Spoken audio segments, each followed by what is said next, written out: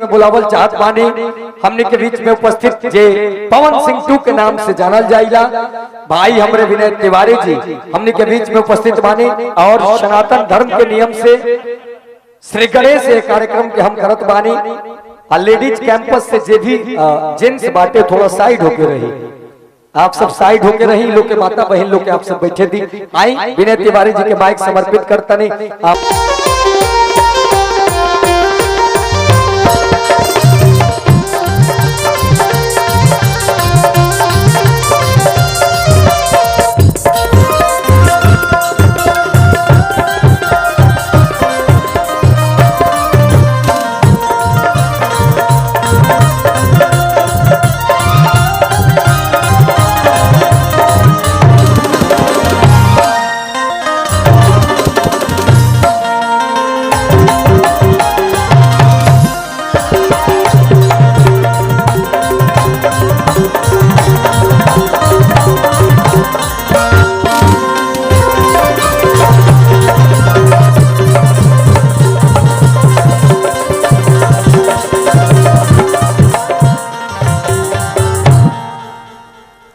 Hello hello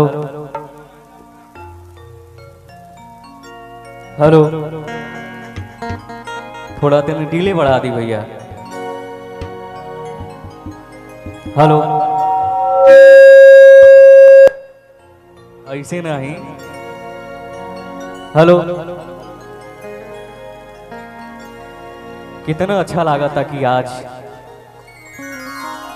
माई बहन भैया चाचा माई के दरबार में सभी क्यों बैठल बा।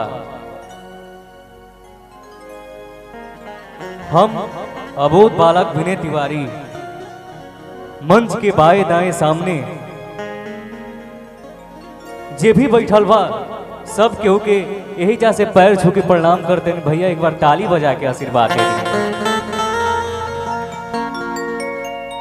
और भक्ति जागरण में मजा तबे आवेला भैया हो जब सब केहू ताली बजाई या सब केहू झूमत रही ना भैया तबे हमनियों के गांव में मजा आई।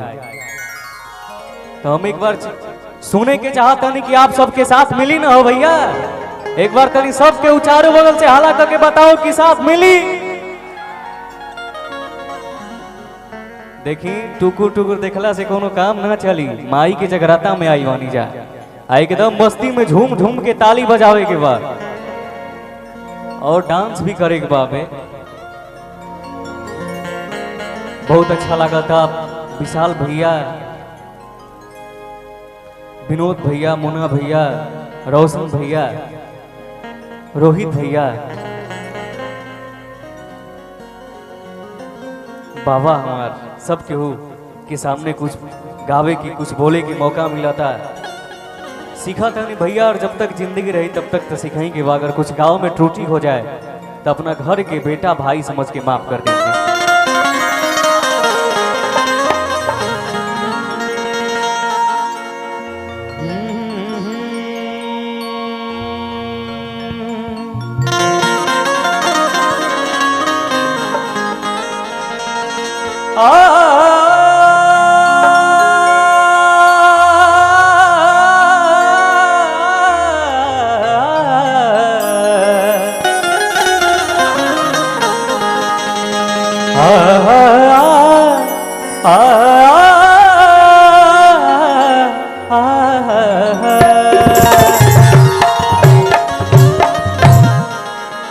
क्या बात है भैया, जोड़ा ना बा आप सबके। थोड़ा माई के लेवल उठाइए के रखा भैया। हाँ ये गो भक्ति गाना बा हमरे पे आधारित गाना बा ये भैया। ओम जयंती मंगला काली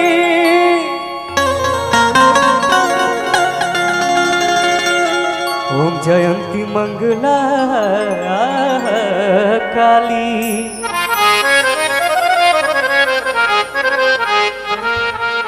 भद्र काली कपालिनी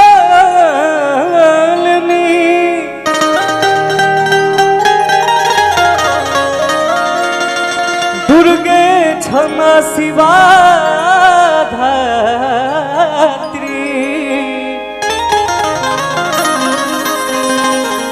स्वः सौधा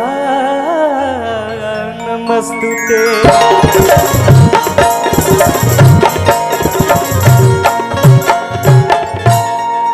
हम चाहते नहीं भैया कि माई के दरबार में आई बनी सभे तो सब केहू दोनों हाथ ऊपर उठा दे माई के जयकारा बोले खातिर। शर्माए के नहीं के सब केहू एक बार दोनों हाथ ऊपर उठाते हो जेके जेके भगवान दोनों हाथ दिले बड़े सब केहू भैया। भक्तियों में कंजूसी अरे वो सब तो होकबे करी लेकिन स्टार्टिंग बा माई के भजन होता तो सब केहू एक बार दोनों हाथ ऊपर उठा दे माई के नाम पर जयकारा बोले एक बार हमने के सब केहू आप सब भी उठा दी इतना ना शर्माए के चाहे। जब भगवान जी डांस कैले बड़े तो हमनी के तेगो इंसान नहीं जा अब प्रेम से बोले एक बार बोली बोली सच्चे दरबार की क्या बात है। भैया एगो माइक दे देती थोड़ा भैया जी के।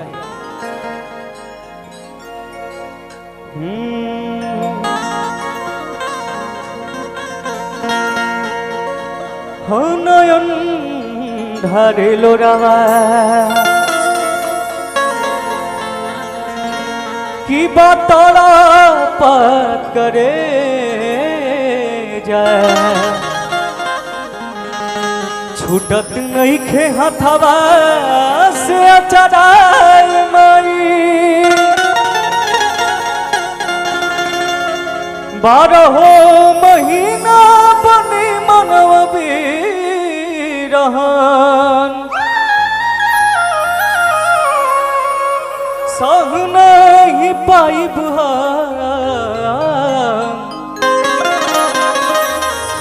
तो हर जुदाई।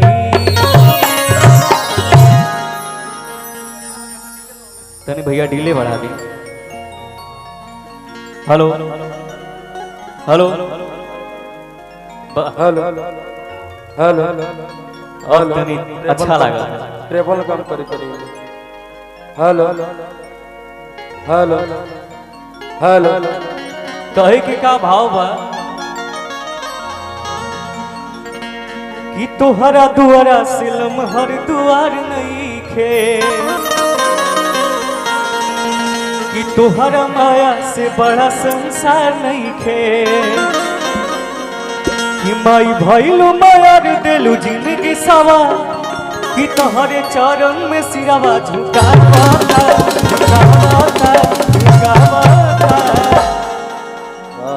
कि माथे बनले हई चुनरिया हो कि तोहरे दया से बिनैया भजन गाता। यही के भाव में आवे एक बा भैया कि तोहरा दुआरा से लहर दुआर नहीं थे तोरा माया से बड़ा संसार नहीं थे तोरा माया से बड़ा संसार नहीं थे तोरा दुआरा से लहर दुआर नहीं थे तोरा माया से बड़ा संसार नहीं थे। माई भइलू मायार देलू जिंदगी सवार माई भइलू मायार देलू जिंदगी सवार बेटा तो से असीसिया पावता पावता पावता कि माथे बनले हई चुनरिया हो कि तोहरे दया से बिनैया भजन गाता।